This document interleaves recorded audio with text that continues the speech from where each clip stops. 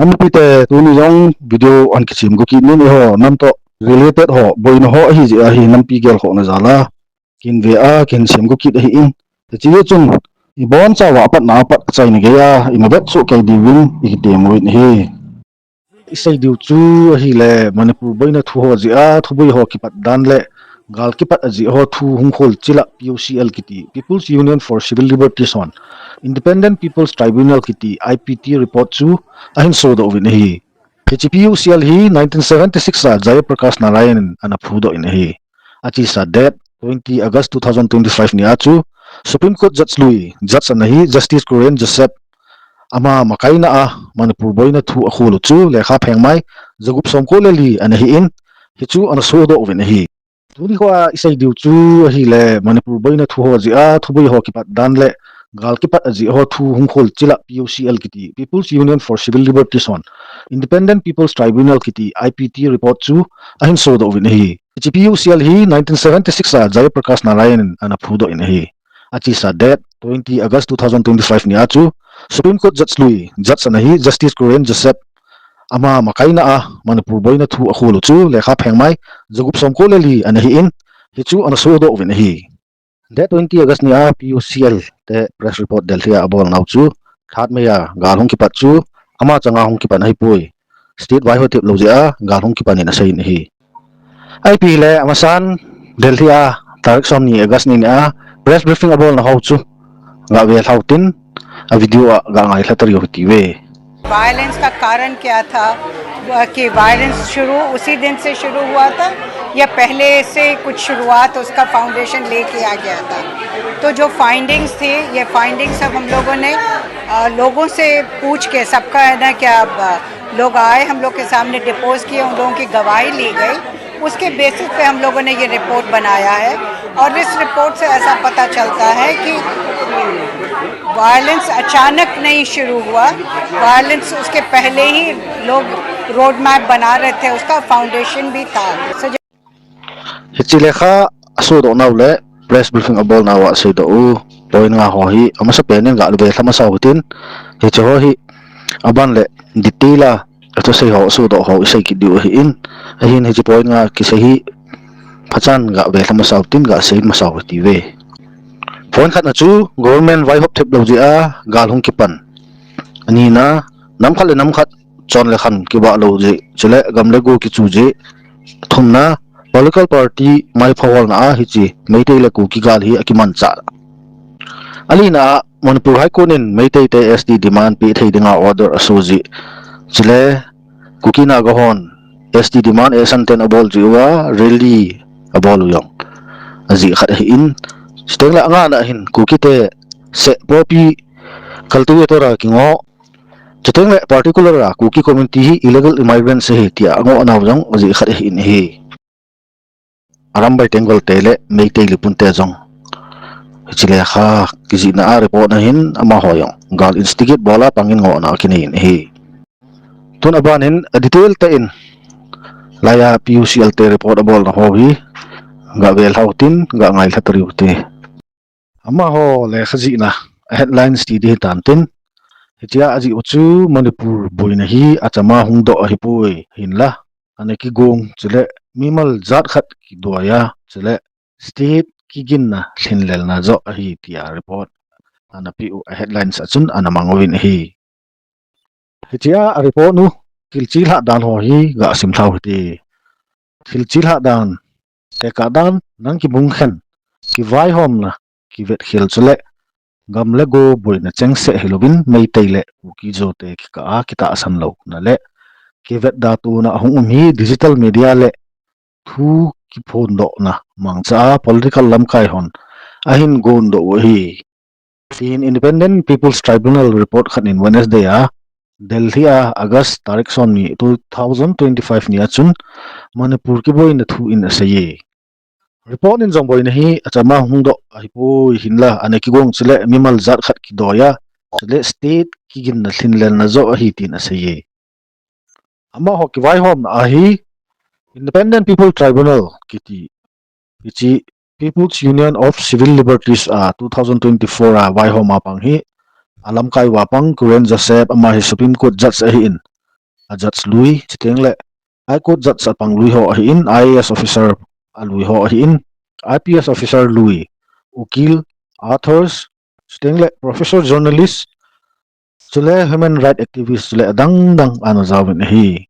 apheng mai jagup somko le li thulut dungzuya chun jury hon asai saw asai naw chun sangsom gup 60,000 mihem internally displaced Manpur kem sungin umna lai win hi ati win hi hetia le khan asai benan Manipur High Court in May 27 2023 upon do na scheduled tribe ST status Meitei te recommend chu thinglang mi tile kukile na ga ho adinga thalki waging tabang hi in ama ho thinglang hi na India constitution dan tung zuya chanwo kipe ding dola kipe cheng kiloi thapi tabang hi in hi hechun thinglang mi na chenga ki phin na len ta May 3rd 2023 in Hill District zo sen ana umin hi hechi ki phin na chu alin zo le atam zo kina ki bo beina ana umwang chun chomlo ka in kisu gim na le ki boina len ta hong do in state pumpi boina chun ana lo su tai Manipur chamna le kita santo na lampi ha dan ti ki ji na chun boina ki pat na aji adang gin mo a ki sei chu ku kite ka ni lo lo je hi ek na kiti in hi hechu chief minister ana hi N Biren Singin war of drugs kiti propaganda ana mangcha a de tol pu thu thut dungjuya ana hi in hi hinla ku kiten ama hodinga ki bol gun set dana ku kiten gin mo na ana neyun hi ani na Manipur chamna le kita santo na lampi ha dan ti aji na wachun boina ki pat na aji adang gin mo a ki sei chu ku kite kani lo tho ji an ana seivin hichu Manipur chief minister ani hi Biren Singin war of drugs kiti propaganda ana mancha de atol pu thulut dungzui ana hi hinla ku kiten ama hodingal ki bol gun set dana ku kiten gin mona ana nei kin hi na hi natong lenalal nei ho chule boina a hing do le ki tong khaw zo se Manipur district hop sunga Bisnupur Chuchanpur Imphal Kakching kang popile sanapati meeting ki chaya chun tribunal in aboina ahungso do ho thusim akila khomovin hechun state thut vai homle ave kol changin boina asu do ho chunga ana hu do lo naw amu do un hungsu cha ho ama ho hungki pui do naw aki hedo in hi tribunal te and center government zong oi mo un asai naw in constitution dungjuya apu ding dol apu do opowin Manipur chu constitution dungjuya dan le mula avet kollo dano asai hichigim nei ta thuta kipihin boy niami pi thil tu ho tizat ta le kisat ta chu aki hedo thin chol le nang hello boy na semi them khat cha lo dan aki hedo in chule mihem hin na mihem kisot lu na ki muddo e akiti ni hi chule report dong ji chun media hi boy na na sata aki mangcha boy na so sang sa apan mundan aki chini tin aphong do un hi newspaper le phone ki sun hon ima ki sei be lo wangin digital media le social media achun ki khul chillo thil kiso tampi hong thangin thil hoilowa chuteng la aphalo lamta kiso thil tamta hong thang do entin ase bin hi kema ho hoita kibet ko lo dan le dam theina hoilo dungzin tribunal report in Manipur relief camp chu hoilo lamin ana thutta bin hi le tribunal in Indian judiciary parliament le civil society hot cheng hongdo khomawa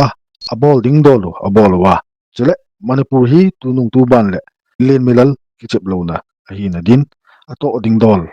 kito diwin nge na thumin hi chuban chun SIT chu special investigation team in ki boina chunga holgin le Manipur chunga so ta chamna imna dian Manipur hin asung ki helna milam ki ho khomna chule ai ding dola go na kipele lamkai phata hi na diwe nge na ana neyun hi cheng chu Independent People's Tribunal kiti PUCL ho jagup somkolali pengmai lutna report api u aji na ho acham dol ta se hintin hichi aji naw asunga ipithu uma ipchen gya esan te lo hangam ti chu ama sa penin esan ho lo han daga betrio ti we esan te thu se teng le ama sa pena hi he jing saw hi in Manipur Chief Minister Lui i ho tha chimit dinga ana gonga hi chi ho ji a hi chi ho PUCL te hung do hi findings adi dia ama kingo hijin aman masa penin PUCL te findings so ama ho susu do ho zo si hi dan na aniin ama na sai be na achu hi chi ho hi hiti report hi adi lo ta ki pe hi le gal hi phat ta sanga phat mo lang ama no dingin press briefing an nei ki nin hi mana hin kor komite phat sa jolenal seijing jeng di thuta sei khalhil ai banga press conference bola zo anal mipi head denga seijing jeng ho ama ho sei khat ga be hotin ga ngayo tin amo na sei na wahi pi pan pi tum anei win jam that gal sat ho separatist agenda ato sat win narco terrorist ho selgu na khat hi tin apong do win hi hi chung chu na hin thu tampi asei be en ato sei ho hi ga ngai thaki no hi tv. The Coordinating Committee on Manipur Integrity on behalf of the people of Manipur unequivocally rejects the recent released so-called Independent People's Tribunal report of the People's Union for Civil Liberties Group. This so-called tribunal report is nothing but a biased, misleading and politically engineered narratives. BJP Rajya Sabha MP Manipur MP pa Lesimba Sanazau ba esante leng pa bhain FIR PUCL te sangthum balang abol humdingin ana sayin hitin analhang la jengin mahon don but nahi infalapat Human Rights Organization tidan chu Human Rights International Freedom HRIF in People's Union for Civil Liberties so PUCL te dan dong juya ki vet do na din dhamki yo ana pi vin hi abanin DMCC kiti Delhi Meitei Coordinating Committee hon hichi PUCL te le khan so do no ho a anu lo now demna sangta ani na ho an so do ki din hi choi neu chakat ga weutin ga ngai thlatri uti. I, on behalf of Delhi Meitei Coordinating Committee, would like to express some very serious concerns on the report published by the People Union for Civil Liberties on the Independent People's Tribunal on the ongoing ethnic conflict in Manipur. Abanin Manipura Human Rights International Federation kiti Dr. Muzamil Khan State Director hinalam kay na organization chum sukos notice PUCL te ana pekiduin hitihin sukos notice ona sodo kiduin abanin maheswar thonau jam kiti ho galkepa na pana thopa sai khalo thailele pahin hitihin press briefing han bolkinin PUCL te findings so ato sai do ho hi phat na lang ta sanga sit na lang hi in tin na satan dem na nei kinin achai ne ke in CMUC kiti Chuchanpur Meitei United Committee hon press briefing an nei ki duin ama hon ni Manipur violence thua hiti a report ki pi hi thula lo hi ti na khatchu an phong do win FIR bol khum de sein a sei hi video hong ki ta langin hi chi chom chakhat ga ngai ta riote esanten PUCL te chunga alung nok lo naw steng la lohan naw asei na ho ibe no ingai thau chen chu hi sa taw tin abanin tu hin i ho langa ho organization phabet men hiti hin PR ho an bol ki win he chaw ban banin ga we thau ti i ho langa organization phabet min PUCL te thilbol chunga hin pa chat na le ki pa na thu phong do win Manipur sunga hiti chen galatul sunga amahon thudi ta hiti a hi hildi an ki sei do lo ho an phun do ji wa hi ki pa thu sei na ho an nei win amasa penin Cookie Organization for Human Rights Tracing hiti hin ama ho chunga ki pa na sang ta an nei win abanin that 25 August 2025 ni chun Pu Ginjabal jong Secretary Information Publicity hinan press release khat an bol ki win ama hon jong PUCL te thilhin so do ho zo se hi thudi thuta chiteng le thil phata an so do wa an sei do ji win ki pa na sangta le pa cha na ana piki win that 28 August 2025 ni achun Cookie jo won forum Delhi an CR hon PUCL te chunga ki pa na le pa cha na pi win hi chi ho phon do ho i ho langa ku na ki pa na phon do na le itia organization hon PUCL te chunga ki pa thu sei na ho isei na ho chu hi chan chu hi sa taw ti win ahin achainan nami pite hedinga ikisei no ma chu hi le tugi a hi galetu lung ke pa na Supreme Court na birin audio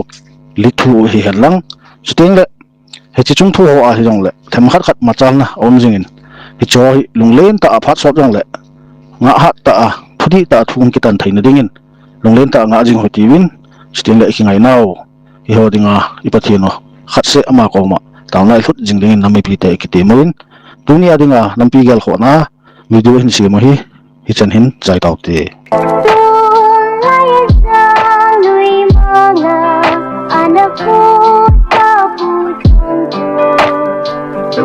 Berada